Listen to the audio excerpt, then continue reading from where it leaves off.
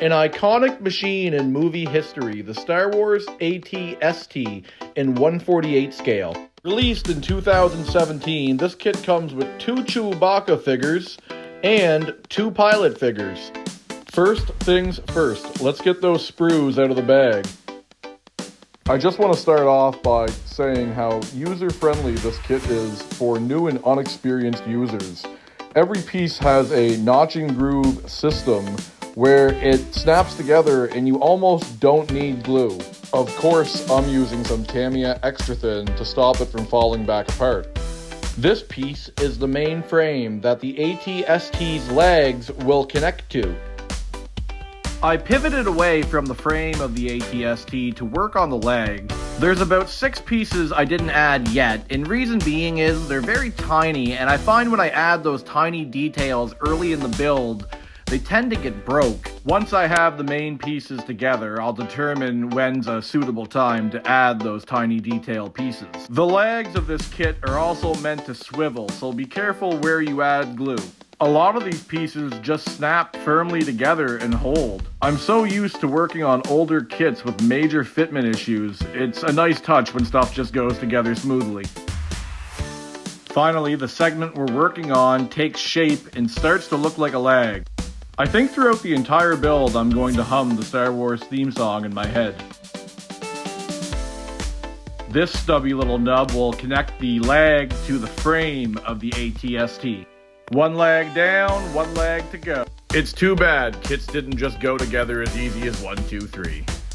Diving into the cockpit area of the AT-ST, just look at all that interior detail that no one will ever see. This kit is designed so that you could remove the roof and show your friends all that interior detail you worked hard on. But that's not my intentions for this model. I plan on hiding it in the forest of my 38 by 31 foot O-scale model railway as something that adds interest. The more I get done on this kit, the more I can only think about ordering the 148 Snowspeeder by Bandai as well. As some of you may have noticed, I primarily stick to 148, and reason being, my O-scale model trains are the exact same scale. I do 135 scale tanks as well, but that's because I'm a history buff. I'm not going to go hide a bunch of 148 World War II tanks all over my layout. It would look ridiculous. I just can't get over how these kits just snap together. No glue is required. Whoever designed this is a genius. Nowhere on the instructions shows to put these 2 pieces together, which I thought was kind of silly, as well made of a kit this is. This is the side turret blaster. It fits together with 4 pieces and just pops into the side of the turret. Next we have the main turret blaster, which mounts on the AT-ST in the mouth section. This piece requires no glue to assemble and even swivels. These are the tiny hoses I left off in fear they'd get broke. They mostly mount on the underside of the cab. Hard to think there's 70 plus pieces, no seam lines, and no glue required. Right before it's time to add on primer, I decide to add in the fine air hoses or hydraulic hoses, whatever they may be. Do be careful when removing these from the sprue. They are very delicate and I did end up breaking one. I already know someone's going to comment about how I'm using a knife and I should be using tweezers. But I seen the knife, I didn't see the tweezers. Finally, time to add the legs to the frame. I noticed the connecting arms did not fit properly into the hole. Rather than backtrack to find the error, I cut off the nub, and with this photo, the base plate, and a little super glue and firm pressure, I align everything up, and voila, the model is assembled. Seeing how perfect the kit looks already, do I paint it? Well, absolutely. That's why I bought the kit, to improve my painting skills. For the paint job on my AT-ST model, I start with black primer and then use 3 colors for highlights: a dark gray, a medium gray, and a light gray. I've already applied the dark gray and I'm working on the medium gray. All of my pre-shading paints are heavily thinned.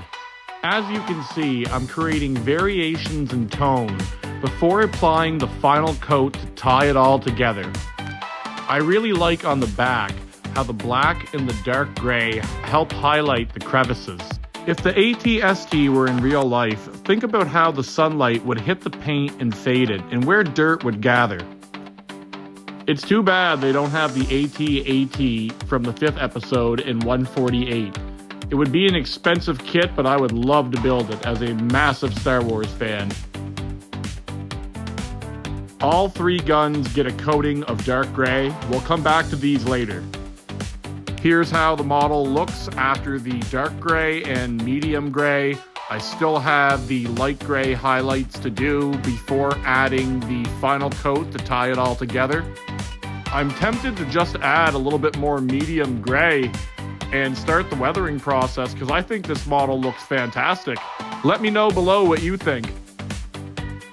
Continuing on with the last of our highlight colors, I come in with Dove Gray, the lightest of the 3 colors I'll be adding underneath of the final coat of Steel Gray. Once again, trying to keep this in the areas that would be most affected by sun bleach on the paint.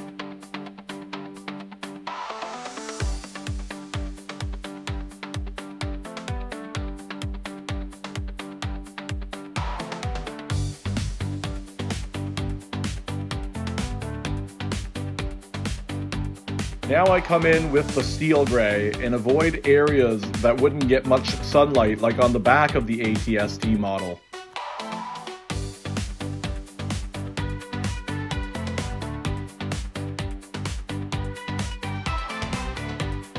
Now that I'm done with paint, it's time for some satin clear coat before weathering, and then we're going to work on the diorama base. Although the reference photos do not show these hoses black, I'm going to paint them black to add some variety to the model. Now I'm going to come over top of the model with some black paint in the sponge chipping technique. I've driven heavy equipment for a few years, and seeing how this machine would move around, I can only imagine the amount of wood that would get caught between the movable parts, or even branches getting caught in there as well. Chunks of wood too would also be shot up and slam into the machine from all different angles. Any mistakes that are made can be wiped away with a Q-tip. Now time to add some rust effects. To simulate rust, I use Vallejo Model Color Smoke. It's a neat paint. If you apply it heavy, it'll come out dark brown, but if you apply it lightly, it'll come out red brown. I apply it to the same areas I've chipped. Although this camera angle is sped up, let me slow it down for you so you can see just how delicately I'm applying the smoke color over top of the black chips. I find with a smaller piece of sponge, you have way more control than with a larger piece of sponge. Tweezers also help. Now some fresh scrapes using an AK Models weathering pencil. I try to really go sparingly with these as they wouldn't last longer than a month or 2 looking fresh. Look at that, a well-used machine that puts in a hard day's work. With the diorama base painted, we can use some hairspray for adhesion, and then follow up with some colored sawdust. Just sprinkle it on, then bang off the excess. Alright, let's bust out the oil paint. For the weathering process on the AT-ST, I come in with a blackish gray sludge wash over the entire model. I then apply various colors of oil paint all over the model and work them back down with a Q-tip covered in mineral spirits. I'm still new to modeling and weathering, so the golden rule is less is more. Don't be like me and make for more cleanup later. Now we just have this Wookiee figure left to paint. Carefully reinstall the 3 cannons on the sides and mouth section of the AT-ST. The head is meant to swivel, so I recommend grabbing the body of the AT-ST before putting downward force onto the model. The last piece to install is the blaster cannon fire marks.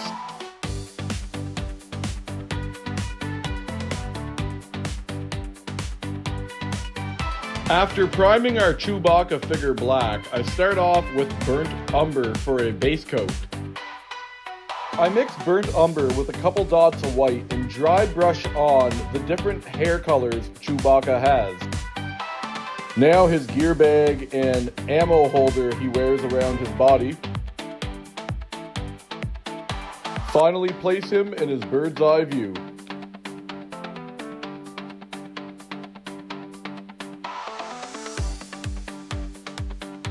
Now let's show you on my massive 1/48 scale model railway where this model will eventually go. It's going to go all the way down here at the bottom of my trestle bridge and will be hidden behind some trees. It'll be a very subtle detail on the layout.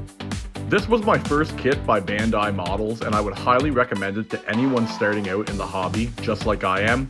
Both the paint and the glue are optional on this kit, and the instructions are very well laid out.